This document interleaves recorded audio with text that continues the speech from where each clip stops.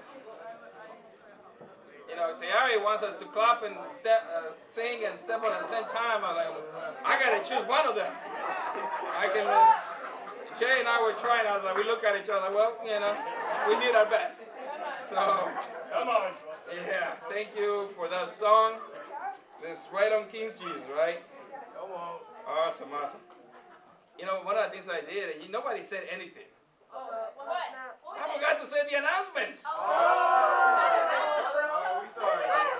You guys let me fall. Nobody said anything. Oh, okay. I gotta be able to trust that you got my back. Anyways, I forgot the announcements. I announced one of them, which is what Justin getting baptized. Amen for that. But then I forgot to talk about leaders meeting. Okay, leaders meeting actually is gonna happen here at 2 p.m. Okay, it'll be in person 2 p.m. And then on Wednesday we have men's midweek. Okay, so all the men, where are the men?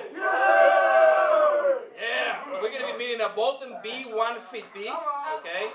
And then the campus ministry is going to be meeting on Friday at 6:30 p.m. B87 on the basement, okay, of Bolton. And then, like I said, my wife talked about Women's Day on the 8th, okay, so be ready for that. Brothers, we got to have visitors to an all-women event. You may feel like, well, it's all for women. Well, we're not going to be there, but it doesn't stop us from supporting it, right? So I'm sure every man in here has a woman in their life. They can actually, they have either impacted our lives, they have challenged us. Jay has Barb, you know. He's going to have a visitor there. I will have a visitor too. And you may feel, what about the singles? Well, I'm sure you have your mom, your aunt, your cousin, your neighbor, your sister, the lady who bags the groceries at Peek and Say, the lady who is, driving the bus. Okay, we have women in our life that we can help and invite them to this event that is going to change lives. So, super grateful for the women that did the community this past Saturday. Thank you for everybody who supported it. I'm sure you guys made a difference in the city of Milwaukee. Come on. And not just in the city, but also the hearts of the women who are receiving the help. So, and it's always good to have a baptism. Seeing somebody coming into the kingdom and be refreshed. He can't stop smiling. Look at him. Okay, he's fired up to be with Jesus. Awesome. The title of the lesson is "Be Still and Know That I Am God." Be still and know that I am God. When's the last time you actually quiet your thoughts? And it's really hard. Okay, even right now, you're supposed to be listening to my voice, and maybe you're tempted to not listen to my voice. You're being distracted by other things. Sometimes, it's just a amount of information that comes in our heads, right? Now, over the past month, we had so many stuff that has happened. You have the LA fires, right? Come on. People's lives changed for the rest of their lives. They lost things they're not going to get back. Memories, pictures, journals, passports. I mean, they can get a passport back, but you know what I'm saying? They lost some, maybe paintings that they had when they were kids. Okay, their first video when they walked. Those things are going to be gone. Okay, so then you have the plane crashes. Yeah. That rocked the world for a lot of people. Okay, and then it keeps happening. It's almost like once a week since then. The other day, the Delta airplane just ended up and they flipped. I'm sure people are like, I'm not flying again. Okay? Don't give in to fear. Okay? And then you had the floods in Kentucky. Yeah. Okay, there are floods that happen, and people are not used to the snow that we get here. Yeah. Really, they're not. They don't have a shovel. They don't go and say, "Oh, I'm going to get a shovel." They have the freeze rain that they call it. Okay, but there's all these floods happening. Then you got the Arctic blast, all the way to Texas. Okay, people were like 4 degrees. They're like, what's going on? Even the cows are feeling it. Okay, you have cattle outside, the horses, they're not used to this type of weather. I mean, we are, Even if we are, we still struggle. Then you got the tornadoes in Oklahoma. You have not just Oklahoma, all over that region. There's still wars going on. Yep. And so a lot of those events can create a lot of fear and a lot of panic. Then on top of that, you have your own issues. Sure. Oh. You have your own individual storms that happen in your life. You know, and that, with all that, that can throw us into confusion, despair, sadness, faithlessness, hopelessness, fill in the blank. I believe one of the worst storm, the worst storm that we can face is the one that we face alone. You can face the storms, but if you have company, you have people, you have God, you know, you have a better attitude. But when you're alone, no one in your corner, no one is encouraging you. You're literally utterly alone. That's the worst storm that you can face. And I believe that God doesn't want us to fight alone. Right. He wants us to fight the storm together with Him. And storms are part of life. You cannot control them. They just happen. Come on. It's not like the storm is coming knocking on your door and say, hey, be ready in 5 days. I'm coming for you. They don't. They don't give you a warning. They just happen. But we can control how we respond to the storm. Come on. So go to Psalm 46. Come on, Victor. Psalm 46. Take us there, bro. Again, last week I shared my quiet time. Today I'm going to share my quiet time again. And so I've been studying what I've been struggling. So I'm preaching to myself here too. You can't preach to others without preaching to yourself first. Psalm 46, verse 1. Be still and know that I am God. All right, verse 46, verse 1, it says, God is our refuge and our strength, and ever-present help in trouble. Therefore we will not fear, though the earth gives way, and the mountains fall into the hearts of the sea, though its waters roar and foam, and the mountains quake with their surging. There is a river whose stream makes glad the city of God, the holy place where the Most High dwells. God is within her. She will not fall. God will help her at break of day. Nations are in uproar. Kingdoms fall. He lifts his voice. The earth melts. The Lord Almighty is with us. The God of Jacob is our fortress. Come and see the work of the Lord, the desolation he has brought on the earth. He makes war cease to the ends of the earth. He breaks the bow and shatters the spear. He burns the shield with fire. Be still and know that I am God. I will be exalted among the nations. I will be exalted in the earth. The Lord Almighty is with us. The God of Jacob is our fortress. You know, what a powerful scripture for a time of temptation, the time of trouble. It starts by saying God is our refuge and our strength in the times of trouble. Now, the word refuge is defined by the American Dictionary and is defined as a condition of being safe. In other words, what God is saying, with me, you are safe. It's not a 50-50 or I hope that you're safe. You drive in and you hope that your car actually protects you, that it actually brakes. There's a 50-50 chance that you may not make it, right? God says, hey, with me, 100%. You're in better hands than Allstate. Come on. I'm your refuge. I'm your strength. No matter what, I got you 100%. You know, the whole idea is if we understand this particular part over here, that He is our refuge and we are safe, the idea is that we will not fear. Even if mountains fall apart or waters roar, if you truly believe that He is your refuge and your strength, there will not be fear. Now, to fear is not sinful. It's what you do with the fear. Right. Fear is not a sin. You can feel fear, but you can still move forward. Right. You know, in verse 10, it says, but be still, and know that I am God. That phrase, to be still, comes from the Hebrew word Rapha. R-A-P-H-A-H. And what it actually means, it means to let it drop, relax, let go, be quiet. Literally means total trust in God. You know, sometimes the storms are going to happen and you just got to be quiet. Sometimes the storms are going to happen and you want to be in control. God is saying, just drop it. Sometimes the storms are going to happen and he's going to say, relax. Take it easy. Take a chill pill.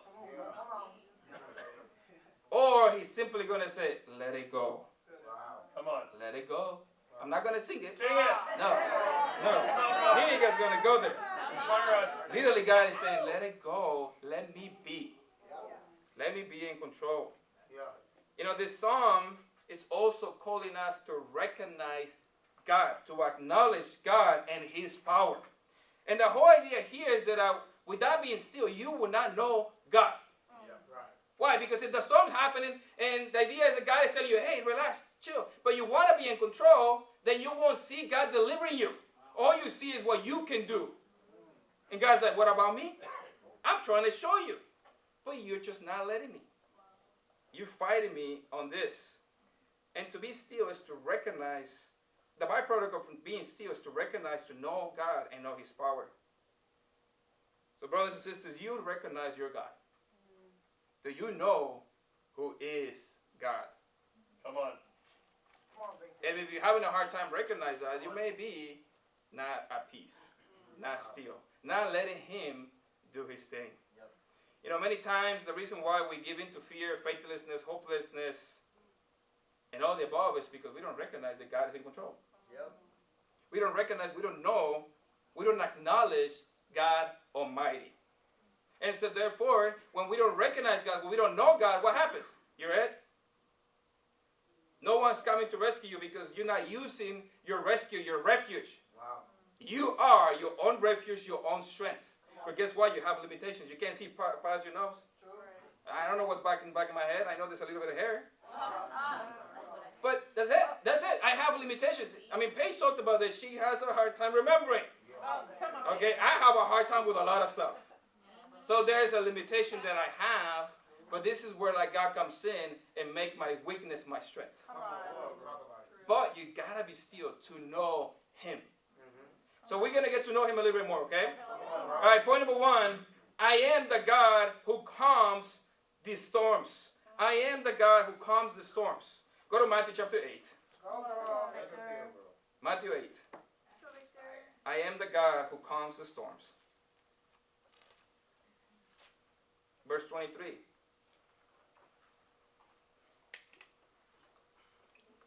Come on, bro. Verse 23, chapter 8, verse 23. It says, then he got into the boat, and his disciples followed him.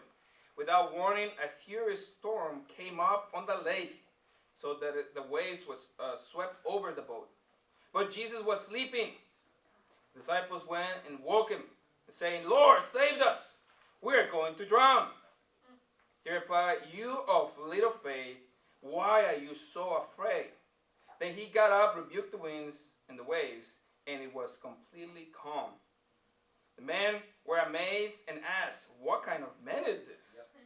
Even the winds and the waves obey him. I am the God who calms the storm. You know, this is a very interesting story. First of all, for the 12 apostles, it's a story of panic. It's one of those stories where, like, you don't talk about it because the worst stuff came out of us. You know, you saw me crying. You saw me, like, freaking out. Come on. You know, those moments were like, let's not go there. You know, it wasn't the best of me right there. And so, but on the other side, you have Jesus sleeping. Maybe the waves were rocking him. You know, when you rock a baby, you're rocking back to back, and then you just knock out. And so you have panic on one hand for the apostles, sleeping for Jesus. And I want you to picture this. Now, the apostles were fishermen. It's not like they haven't faced any other storm. Right. Now, for them to be panicked, that means that it was a big one. Right. Okay? And so imagine the furious storm comes up, and it was by surprise. Those are one of the worst storms that they just got you by surprise. You did not see that coming, but they still come, right? Yeah. And so you have the water coming in, and maybe you're like, okay, we can still survive this. All right, now, don't panic, guys. All right, let's roll this. And then you start seeing the wind getting a little stronger. You're like, okay, all right, we can still make this happen. And then water gets to your knee, gets to your ankles. You're like, okay, at what point do we panic? And then, the wind is forceful, it's pushing the boats to its limits, and now you're like, okay, now time to panic. Panic mode. They unleash the panic and unleash the fear, and Jesus is sleeping. They go to Jesus. Can you imagine waking up Jesus? So like, who's going to wake him up? I don't know, you go. All right, then they say, I don't know, John, the youngest one. Hey, wake him up. When there's emergency, you don't want to wake up people because you know how they're going to respond. Oh, man, they told you not to wake him up. Now you got to wake him up. Goes and shakes me. Hey, Jesus, we're going to die. Jesus like, what's going on? Okay? And so you have Jesus, I don't know, he's dreaming of heaven. I don't know what's happening. All we know is that he was sleeping. The interesting thing is that Jesus first rebukes them. And then rebukes the storm. He couldn't go straight to the storm, boom, stop. And then, give him the attention. But he saw fit that they needed to hear him first. You know what I'm saying? He rebukes them. He says, why are you so afraid? Why you lack so much faith? And so you have this whole situation here where Jesus comes across as he's feeling strongly about this. Right? He says, you of little faith. And so why? Why is Jesus feeling like this? Well, one, because they lack faith. Now here's the other thing. Think about it. The God of heaven, the God of the earth, the God of the winds, the water, the skies, the universe, the stars, is in the boat. Yet they didn't recognize him. They didn't know that God was in the storm. At the end it says, who is this guy? And it's not like they haven't seen Jesus in action. I mean, if you read prior to this, he's healing people. He even heals Peter's mother-in-law. He touches her forehead, hopefully. The fever leaves. They saw him in action. And they have forgotten who was Jesus. Wow. He's in the storm with them. Wow. They give in to panic. And God's like, kind of like what the scripture that page share. Hey, I've been talking to you about faith. You're confusing the whole thing. What are you listening to then? Wow. Come on. They still give in to fear.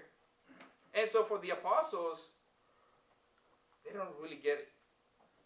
They still don't know him. They don't know who's in the boat with them. They're not still. So therefore, they don't know God, the God of creation. Wow. And maybe you can relate. Have you ever felt like you're drowning in your feelings, your emotions? Come on, baby. Maybe you're drowning in debt. Okay? Let's go there, right? Talk about that. You're barely alive. Your battery says, recharge, please. Your car, gas tank, the light goes up. Hey, you got 20 miles before you run out on you. Okay? And then you leave by faith. That you're going to make the next gas station. Maybe it's a financial issue. It happens to all of us. Money can be in the bank account today, tomorrow it can be gone. And you did not saw that happening. Okay? Every day you live by faith. You have health issues, right? Your marriage is doing great, and now suddenly you had a follow-up with your wife, and then, Come on. sorry, baby. There's a death in the family that you were not expecting. Your kids are not listening. You get an email from the teacher. Hey, your kid's being rebellious. Oh, no. You don't want to get an email from the teacher. And then you can ask, why me? You look up to heaven and why me? Wow. Why not? Come on. Why not? Wow. It's okay for the other person to go through it, but not you? That's tough. Why not? And so therefore we got to understand something that God, first we got to understand that and consider that God is sovereign. Go to Ecclesiastes chapter 7. Come on, bro. Ecclesiastes 7.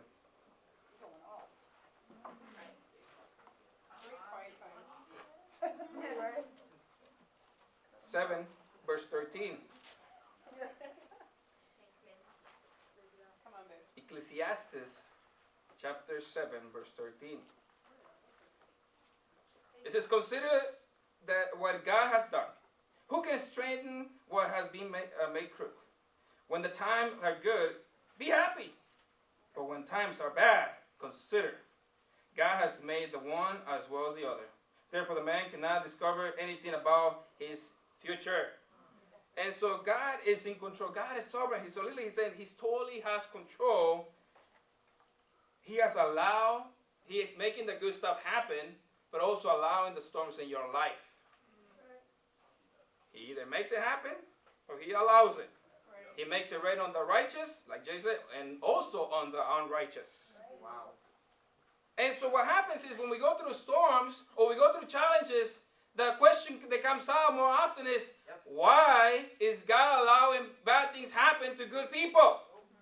I mean, the apostles are doing the great things. They left everything to follow Jesus, and now they're put in a situation that they could die. Well, let me remind you in Romans chapter 3, Okay, come on, Victor. and it's going to be a quick one here. So if I get there before you, I'm going to read it. Oh, come on. Romans chapter 3, verse 23. Okay. For all have sinned and fall short of the glory of God. Wow. Yes. Yep. So we all sinners. Yep. Yeah. We are no good people. We can have good deeds, Right. but we are not good. In Luke 18, verse 18, Jesus tells the young rich ruler, says, "Why do you call me good? But no one's good but God alone." Wow. So the question that when people ask, why do bad things happen to good people, is not actually a pretty accurate question. Right. The question should be asked, and you should ask God, why are good things happening to bad people? Come on, Victor. You see what I'm saying? Without God, this is who we are. We're sinful, wretched, pitiful, blind, and naked people. And so nobody's complaining, God, you gave me a car. Why did you do this? God, you gave me a raise. Why did you do this? Wow. Man, you gave me a wife. Why did you do this? Nobody, you know what I'm saying? And yet we are bad people, and still God gives us, He was generous. He's generous with us. So next time you feel like, why me? Ask yourself, why not? Why not? I believe God sometimes will deliver you from the storms. Yep. And sometimes He will deliver you through it. Yep. The storms. Come on, Victor. If you think about Nisha, Shadrach, and Abednego, He didn't deliver them from the storm. He was in the storm with them. He was in the fire. He's like, I'm going to deliver you through this. Don't worry about it. I'm with you here. I'm feeling the heat. You got Daniel, all right? He didn't take away the lions. He just came in and delivered him through the storm. He shut them out the lions. Now, sometimes, He will answer your prayer. He will remove the thing out of whatever you're going on. I mean, David prayed, hey, take my enemies out. And God did. And so you have the kings who pray, God deliver us, and then an angel came in and wiped out 185,000 people without them lifting any finger. So He will either deliver you from the storm, or He will deliver you through the storm, but deliver nonetheless. Come on. Sometimes we just don't like being delivered through the storm. We prefer, take it away, God. And God's like, well, if I take it away, I can't teach you. Right. So ultimately, I do believe the storms are there to help us rely on God. Go with me to 2 Corinthians. Come on, Victor. Come on, Victor. Go, Victor. Take a field, bro. 2 Corinthians. Go, bro.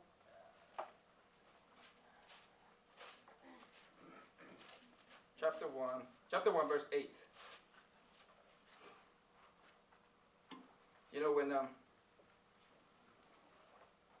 When I was in high school, I went to play soccer. And I did play soccer. I was getting good, and I was getting a little cocky. Uh-oh.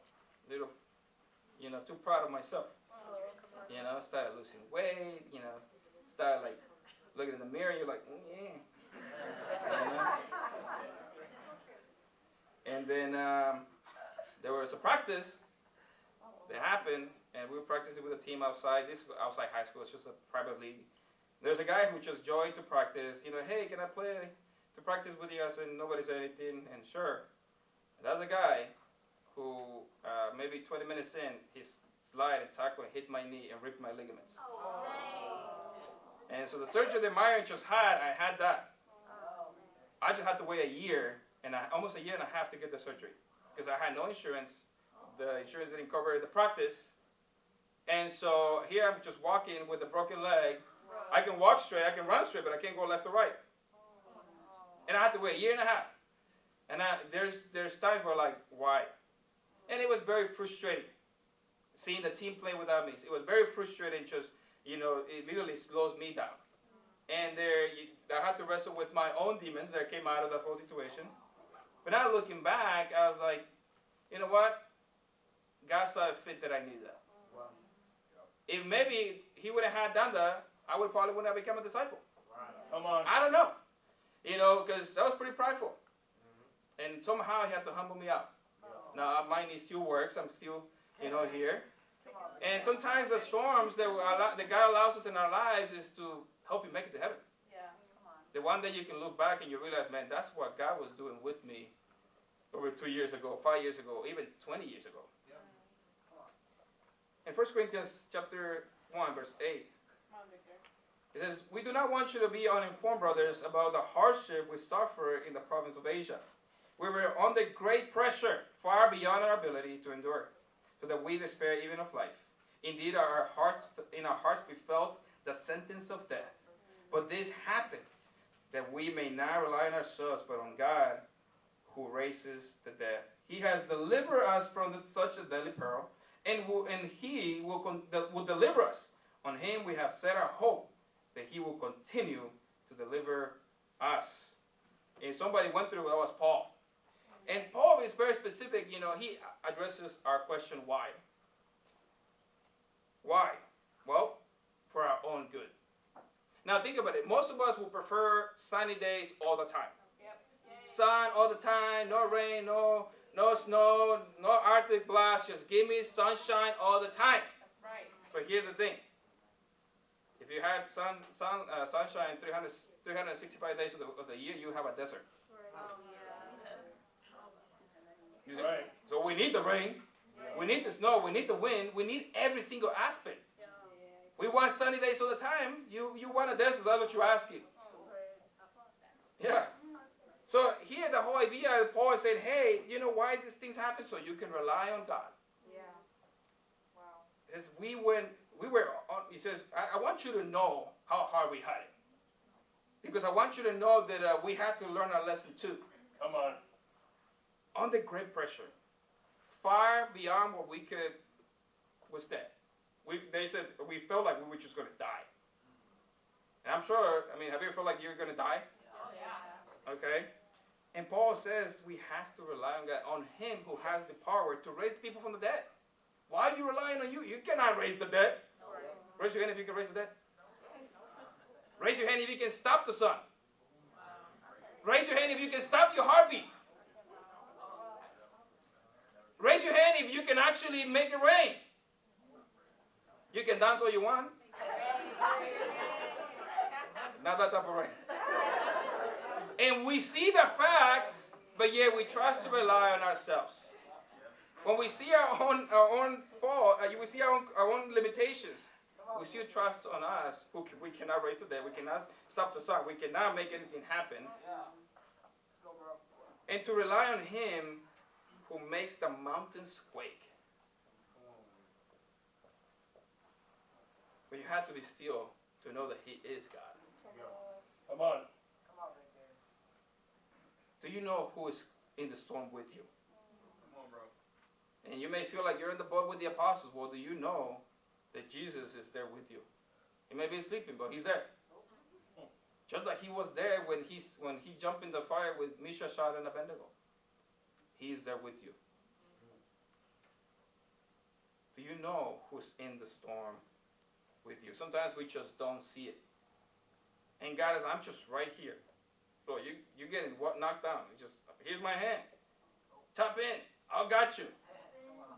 And because we are so caught up in our feelings and our emotions and everything that is around us that we miss Him completely. Yeah. Because we forget who is in control and we want to take charge. And therefore we start acting like pagans who worry about everything because we acting like there's no God. When God says, I never left. You're the one who are not using your greatest power to your disposal. Me. And so ask yourself the question, do you know your God? Do you know who's in the boat with you? Because He's there. And we got to tap into Him. We got to tap into prayer. We got to tap into the Scriptures. We got to just tap in. We got to let it go and let him do his thing. We got to just drop it. We got to be silent. We got to do what we got to do. But we got to let God do his part. Do your best and let him do the rest. Point number 2. I am the God who gives freedom. Go to Luke 8. Are you guys with me? Yeah. All right. I'm not discouraging, right? No. I only heard 2. So, Come on, Victor. in Luke 8, let's go there.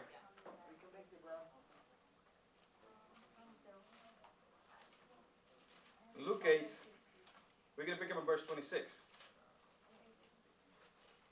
Now we know that in Luke 4, you don't have to go there, Jesus tells the people, hey, I have been sent to preach the good news to the poor, I've been sent to proclaim freedom for the prisoners, the recovery of sight for the blind, to release the oppressed.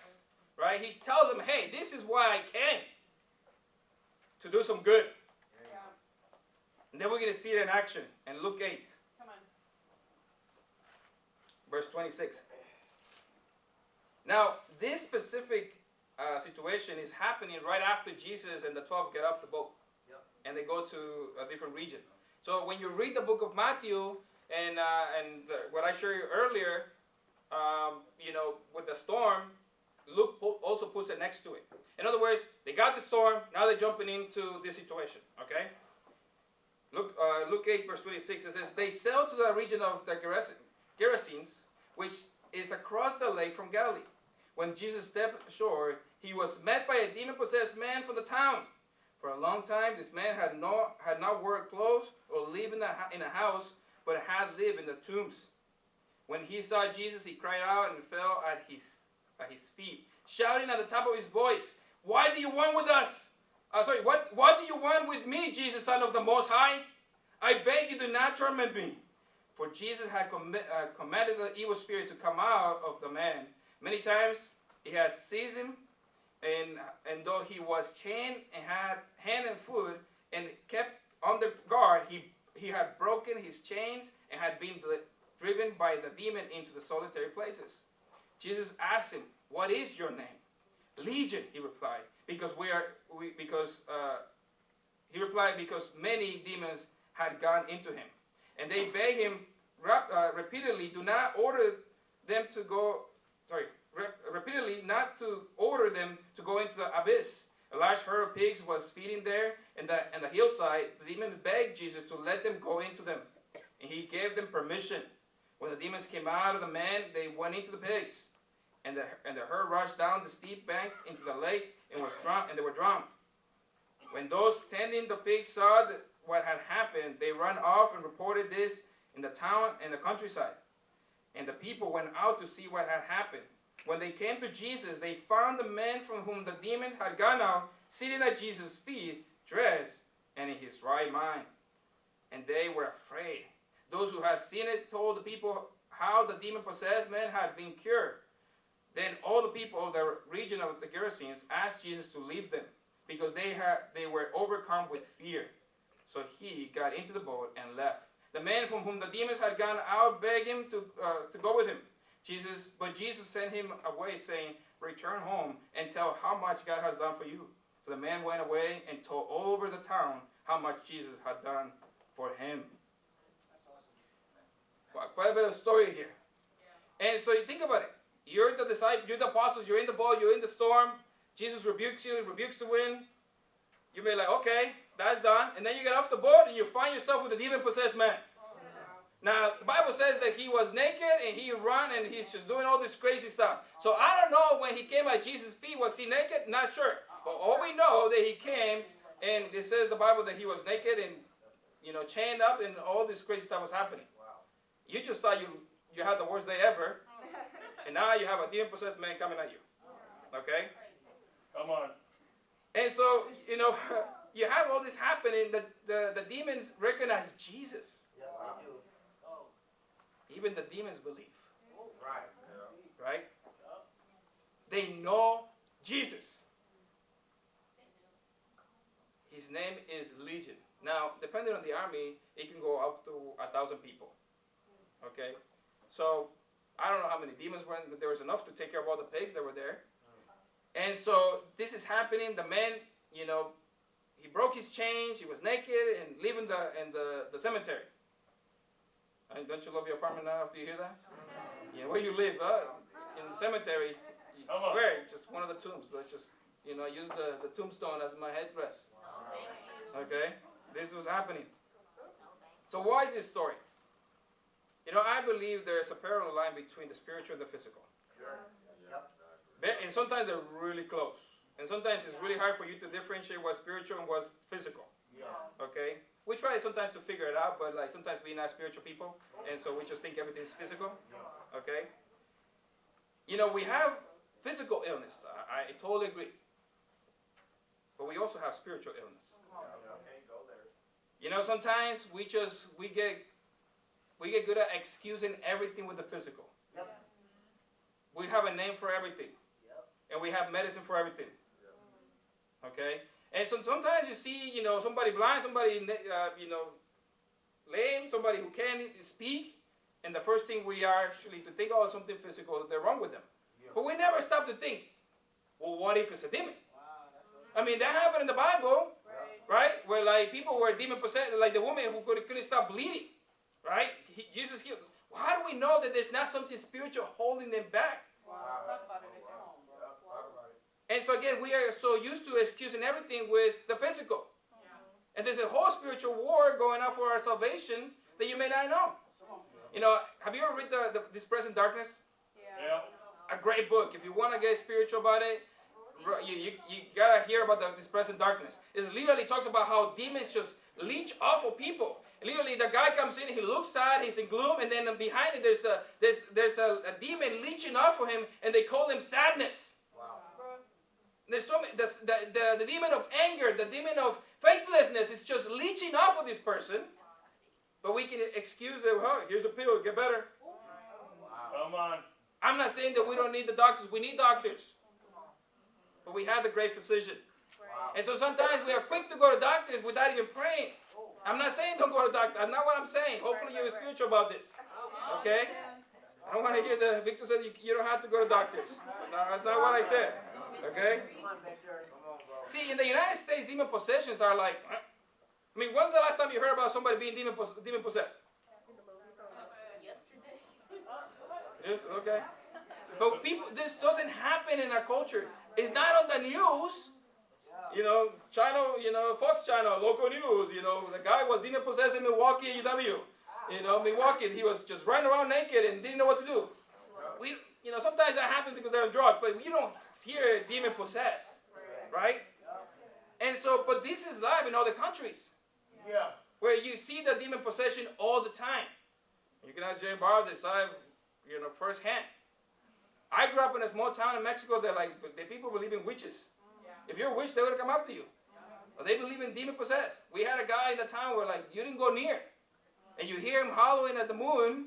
Sometimes when you walk before their house, and people talk about the spiritual realms, the demons. They will talk about witches. They will talk about ghosts. They talk about that was life. People literally sit down around the fire and talk about their own experience with the underworld. I mean, I grew up hearing all this stuff, so they put some fear in you. But here in America, you don't hear that. You know, I believe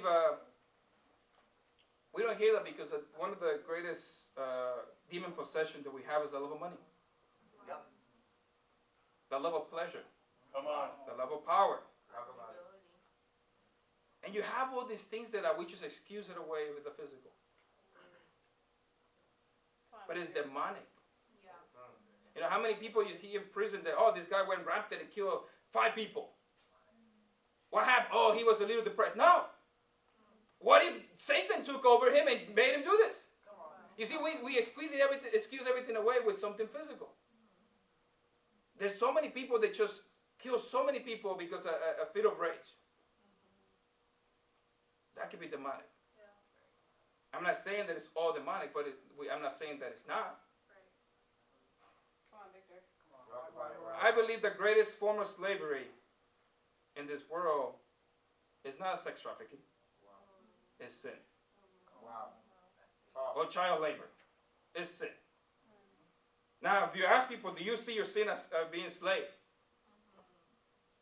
People don't say, oh, I'm a slave. Right? Why? Because they don't see sin as slavery. Wow. Why? Well, there's some reasons.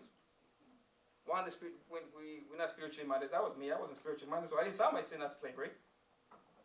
But here's the thing. If you don't want to lose a slave, make him believe that he's not a slave. That's tough. Make him believe that he's not a slave, that he's a free man or woman, and there's no reason for him to get away. Why? So we really don't see our sin as slavery. And so here's the thing. As long as you have people to make them believe they're good people. Make them believe that as long as they donate once a year, they're good. Make them believe that as long as they're planting one more tree, they're good. Make them believe that as long as they feed the homeless once a year, they're good people. Wow. And if you have good people mentality, then there's no reason to escape the gate. Wow. Talk about it. You know, when we were training Onyx to be a well-behaved dog, we had to put him in the kennel, right? You put him in, and you lock the door and say, hey, here's your home. And then we leave up to work and stuff like that, and you come back, open the kennel, he gets out.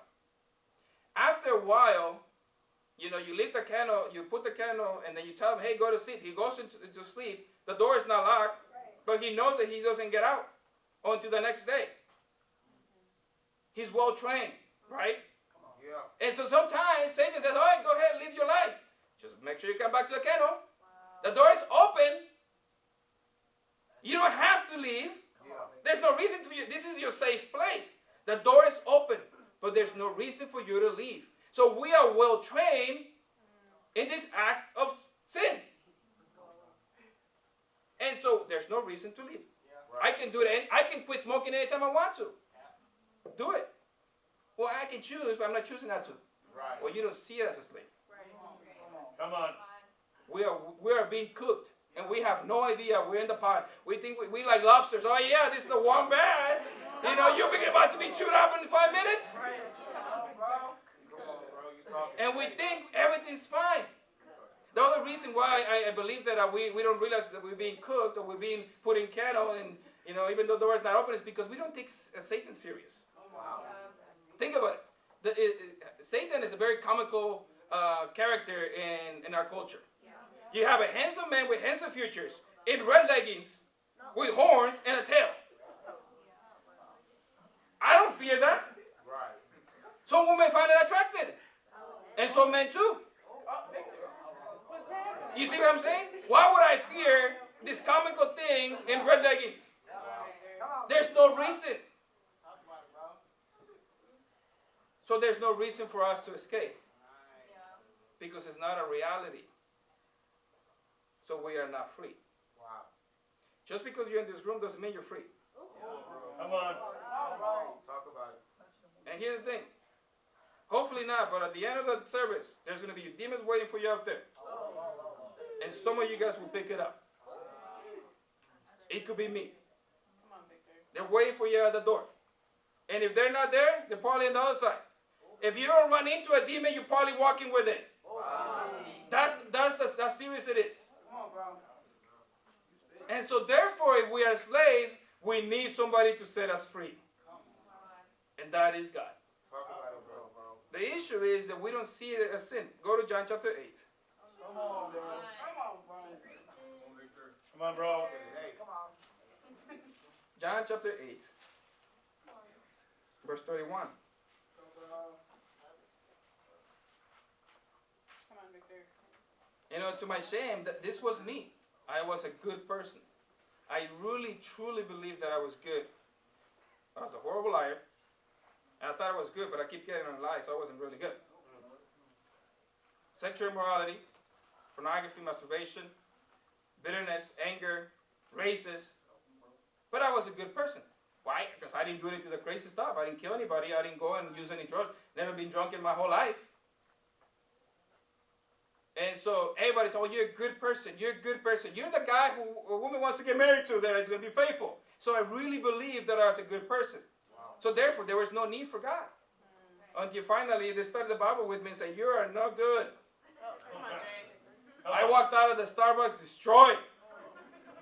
I was like, you telling me my whole life, I believe that I die, I go to heaven. Now, if I die today, I'm not going to make it. And so that was a hard pill to swallow. Because I was not a good person. I can't be good.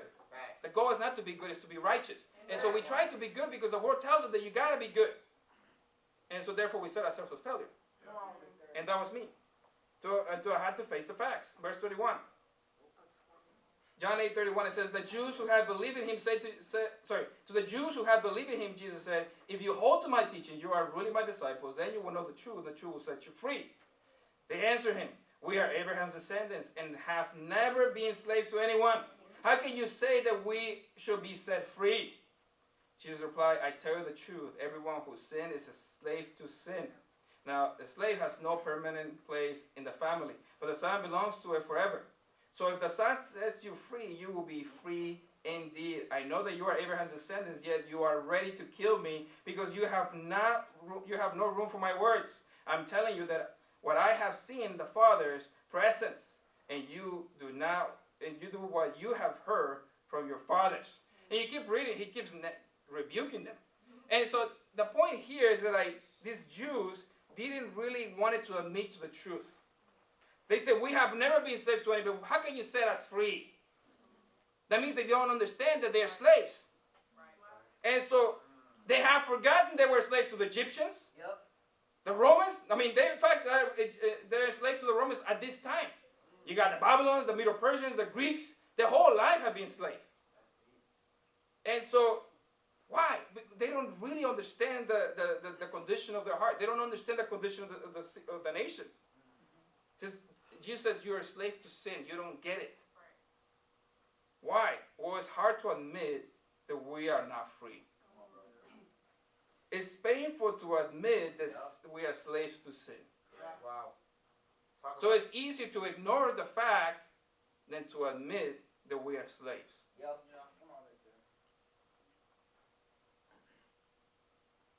So we suffer alone. Because there's no admitting I need help. Because when you admit you're a slave, then that means you have to say, hey, God, I need help. I don't know what I'm doing. I dig this hole. I can't feel you. I can't see you. And now we're alone. In our own gloom. Come on. If only we just admit I need help. Wow. And get the help that we need. Go to Psalm 107.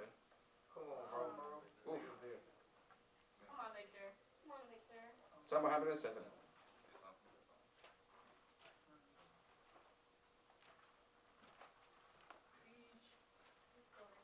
Come on, bro. Come on, bro. Verse 10.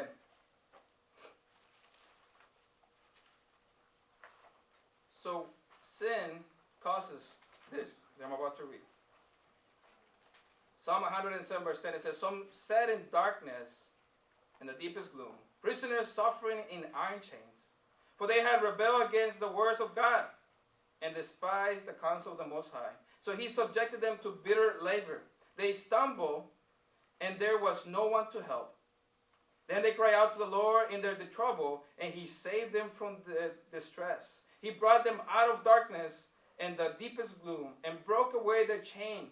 Let them give thanks to the Lord for his unfailing love and his wonderful deeds for men. For he breaks down the gates of bronze and cuts through the bars of iron. You know, our rebellion, our sin, is what causes us to sit in darkness, in a deep gloom that we don't even understand. Come on. It's so cold, it's so dark that you can feel the darkness, but you still refuse to run to the light. It was our rebellion. And sometimes we have the freedom. God gave us freedom, but we confuse freedom with the idea that, oh, I'm going to do whatever I want, how I want it, when I want it, because I am free. And we use our freedom just to fall into darkness because we rebel against God and his words. And then we find ourselves in bitter labor. Come on. But there's hope. It says they cry out, and basically they admit they're slaves. They cry out to the Lord, and God sets them free from the darkness. They broke their chains. He broke their chains. God breaks the gates of bronze. God brings freedom to the oppressed. God brings freedom to us. You know, the nature for somebody who has been set free is gratitude. No, you haven't heard anyone who has been set free, oh, this sucks. Yep. Send me back in. No, they're like, oh, somebody who committed a crime and they're like, they well behaved and they let him out 5 years early, they're like, they're not going to fight it. They're probably grateful. Right. And so somebody who has been free, they are grateful. If you guys remember in Luke 8, right, where the demon-possessed man, now he was at Jesus' feet, right, dressed up in his right mind. Yep. He begs Jesus, let me go with you. And Jesus says, no. But go tell the whole town of what God has done in your life. And what he does, he goes to the whole town and tells people about Jesus. The Bible says in Matthew that the Decapolis, it was 10 cities. And obviously they're not like 100,000 people like these cities, but they were smaller, but nonetheless there were cities. Yeah. And he says that he goes and talks about it. Because he's grateful he was being set free from darkness. I mean, he was chained, naked, and afraid. Can you imagine having 1,000 demons inside you and not knowing how to control yourself? Wow. I hope that I never experienced that. But God, Jesus sets him free. Says, get out of it. Takes him out. And now he's dressed up in his right mind. Come on. And he's grateful for it. Is this how we respond to our own freedom? Come on. I mean, you were set free at baptism. Come on. That's a whole different sermon to start. Come on. You know, but Jesus set us free. And even if I don't feel free, well, there's a reason why you don't feel free. But when you have been set free, that's a fact. Then no one can take. Now, Satan may be messing with your freedom, but there's a fact. But if you know that you have not repented, you have not changed your ways, and that you have not made Jesus Lord of your life, then you probably are not set free. Come on. And so there's a decision to make. Will you stay a slave, or will you choose freedom? Come on, Victor. Are you grateful for your freedom? Are you grateful for your freedom in Christ? Or have you lost your gratitude because you were set free? Wow. And this man went bananas and talked about God. Yep. Do you talk about your Lord? Wow. Man, we have a hard time sharing our faith every day. I can't imagine this guy being set free. Thank you. And that's it. And so, I want to put before you. Your gratitude should be evident that you are grateful that you were set free. Come on. So therefore, you got to talk about it. Come on. I mean, you talk about God when they give you a raise. Why not talk about Jesus? Right? Come You on. want to share good news. Why don't you talk about Jesus? Right. Tell him that he has rescued you. Hey, let me tell you about the demons that I had. Let me show you everything that he has done in my life and where I am now. Let me talk about this guy who saved my life. Right. But sometimes we just don't. We don't value our freedom. And if we have freedom, we sometimes waste it. Wow. Think about 4th of July. Not 4th of July, it's just, let's just get together and have a meal. And they don't even remember what 4th of July stands for. It happened too long ago. Who cares? Well, tell those two people who died for the freedom. And so sometimes your baptism. I mean, we have some people who, became disciples and to celebrate the first year, 2-year anniversary with the Lord, And the goal is to remember your salvation every day. Come on. Not just once a year, not just once a month when you go to church, when somebody asks you, hey, have you shared your faith? No, is you got to remember every day that you were set free not too long ago.